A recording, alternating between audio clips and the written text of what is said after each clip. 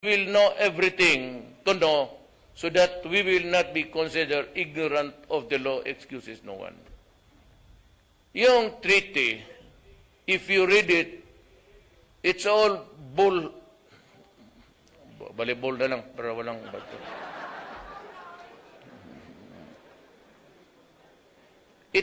It is clearly a criminal law. If you read it, there is the commissioning of ICC, the judges, then there is the ICC prosecutors, and the definition of the crimes and the penalty attached to the crimes. Now, our role in this jurisdiction is i-publish mo talaga para hindi ma-ignorante yung tao. Because if it is not published, you cannot tell me now that ignorance of the law excuses no one. It has to be published in the official gazette. That is the publication of the government. Ang mga gago, pinirmahan ng presidente, niratify ng Senate, dinumiritso sa Rome Agreement at inattach na nila yung membership natin. Without passing the critical publication.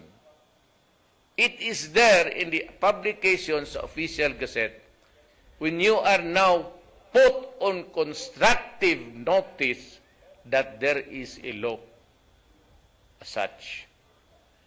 Hindi mo kasi mabigyan ng isang kopya ang Pilipino. So, ang ginawa, by force of law, when it is published in the official gazette, it becomes a law. Now, if there is no publication in people, kaso, Tovera versus Tanyada, Supreme Court, it is fatal, especially a criminal law. Yung treaty na yan is purely a criminal. It does not talk of anything else but of the court, the prosecution, pati yung definition ng crimes and the penalties. It must be published. Ngayon, alam ko yan ng sa Davao pa ako, pinag-aralan ko na. You know, pabilibin natin sila. Kung kayo, hindi ko na kayo pinapabili, magkakampi tayo. Nandito tayo sa gobyerno. I'm not asking for any nurturing of loyalties. Wala ako niyan. Trabaho lang. Alam mo kasi, pag hindi ko ginawa yan, damay lahat. Kaya sinabi ko sa inyo, it was not really intended to, sabi ko, all of you shut up. Kasi kung magano maraming, pagdating ng mga investigador, may magkamali talaga niya na commander sa base or sabi ko, tumahimik kayo para ako lang mag-isa, hindi ako magkamali. Kasi alam ko ang depensa ko.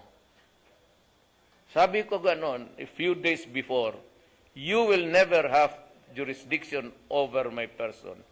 Not in a million years. Sabi naman itong isang mga ugok, mga senador pa, that it would take about 1 year bago ma-effective yung withdrawal. Sos, nako. Ayaw nga kung saan tayo abot ito. You know, if it is not published, there is no law. So there is no reason to withdraw something which is not existing. Walang batas eh. If you cannot prosecute me kasi walang batas, with more reason, ang sinabi ko lang withdraw, simply because to announce to the world, and I will convince everybody now who are under the treaties, get out. Get out. Bastos yan. It is not a document that was prepared by anybody. It's an EU-sponsored. Itong mga to, nung pumunta sila Africa, pinagpapatay nila yung mga Arab sa lahat na, dito, yung massacre sa Barawi. It is really an atonement for their sins. Tapos, ang inahabol nila, either itim, pati sa lahat, marami namang problema, nakikialam pa. My orders are, and to you until now, we have been swallowed with drugs. Ang ating mga anak are in jeopardy. If I renege now, mag-atras ako, I would have compromised and placed them in jeopardy. Itong generation na ito, pati yung mga anak natin. Kailangan tapusin ko to para mawala na. Hindi ko naman sinasabi ako lang ang may kaya. Pero, well, my experience is Davao. May pa sa Davao, wala. Walang snatcher, wala. Maglakad ka doon. Kasi yung media, kung sabihin mo ang totoo, sabihin man niya doon sa, magsabi lang tayo ng bakak. Mag-lie tayo. Ewan ko na sana yung mga kriminal sa Davao. Sinabi ko sa kanila, do not destroy my city. Do not destroy the youth of the land. When I became president, I told them, I and the criminals, do not destroy my country. Do not destroy the youth of the land.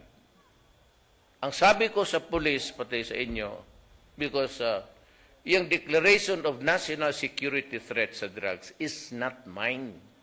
Pirmado ni Arroyo yun. Hindi akin yan. Binibigyan ko ng platform. Wala bang nahuli noon? Kung hindi ako na presidente, hindi maglabasan yung mga kita mo doon by the hundreds of thousands, hindi ka na naawa sa bayan mo. And you have destroyed a segment of a society and made them slaves to a chemical drug that every day when it rides on their back, pag magkati na, they have to look for it. They have to have a fix. Kaya pag walang pera, because commodity sa Cebu is for the poor. Malakas na ang pasok ngayon ng cocaine. Yan ang problema nating bago. So we are trying to connect if the cartel of Mexico is involved in this. Patayan yan, sigurado. Na itong sabihin, bakit si Duterte mga, no, it does not work na lahat ng drug operation is always organized crime.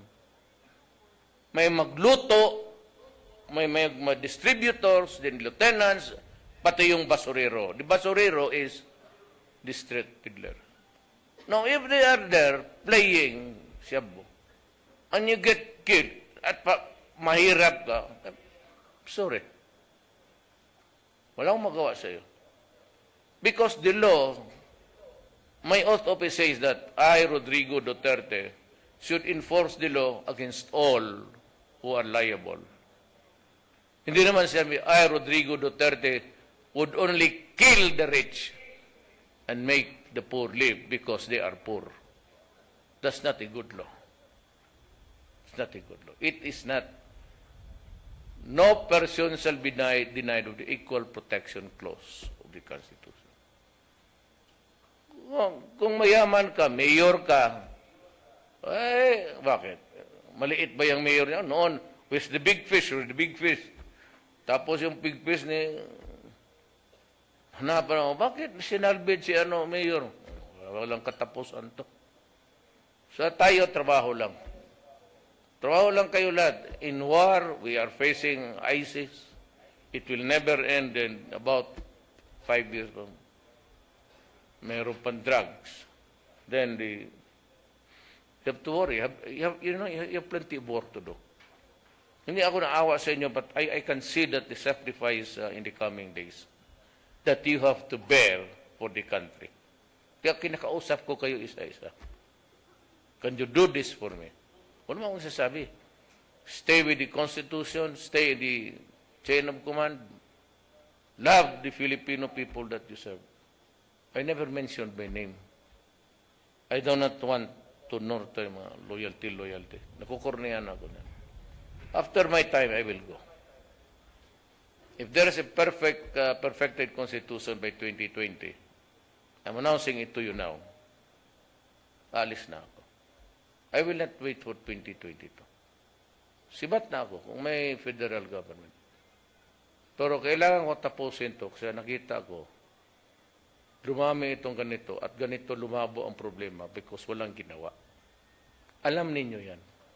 Every Filipino knows na walang ginawa. Hinayaan yung problema lumaki. Remember yung mga service commanders were at command conference. I was the first one who told them, there's a darkening clouds there. And sabi ko yung ISIS. Only that. You do not address anybody here by any other name. Maotis nun. They're all ISIS Philippines now. And they are very brutal.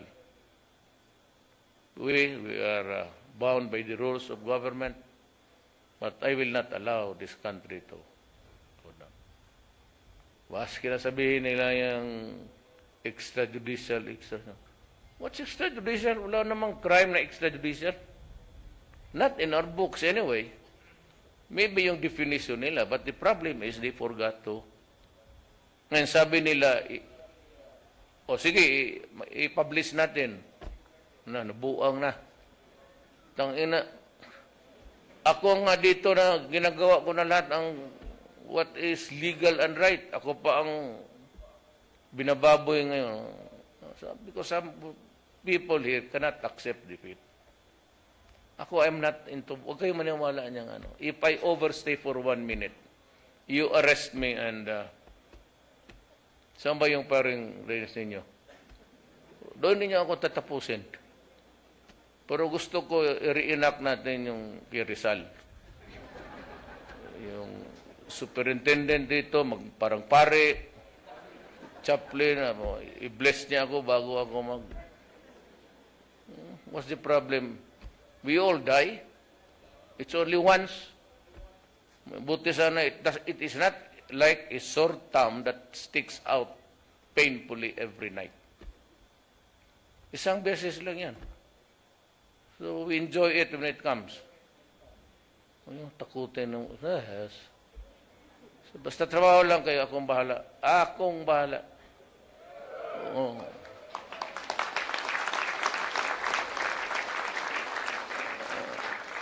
Kung legal, alam mo naman yung anong illegal. Illegal yung mag-asawa, tapos hiwalayan, tapos mag-asawa uli, tapos sa takbo pa ng presidente, pagdating doon sa Malacanang, 2 asawa nandoon. Ayaw mo pa yan? May reserve. Yung sakyanan mismo may reserba. Baka lang yan pati. Tao pa. Joseph, oy, karaming Pilipino ba? Really, okay, baka nakinig yung nanununtok mo. You will also have a chance to meet Inday. Class, ayaw ko, sino nag-adapt niyan? Kayo? Nanununtok yan. Si Ken Laktaw. Bagong anak yun, sabi ni Laktaw, Ma'am, pumayat ka na. Bago nga, patambok yan. Sinuntok si Laktaw sa dito. But she is also an adopted class. Ako, 67, wala na ang mista ko.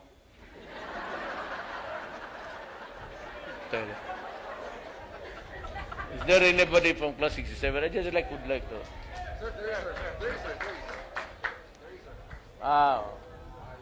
Ayos tayo. Okay tayo. Then I will say it's about time that we leave the grounds. Thank you and for inviting me and good luck. At this point, the Superintendent, PMA, will present a memento to our guest of honor and speaker.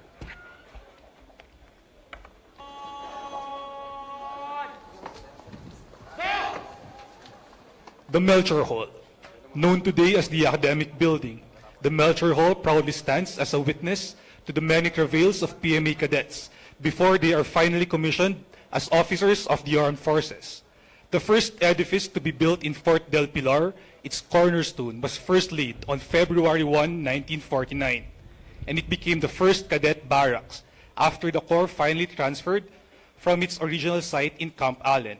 Nearing its 70th anniversary, the Academy actively pushes for Melchor Hall's recognition as a historical site and structure in the country.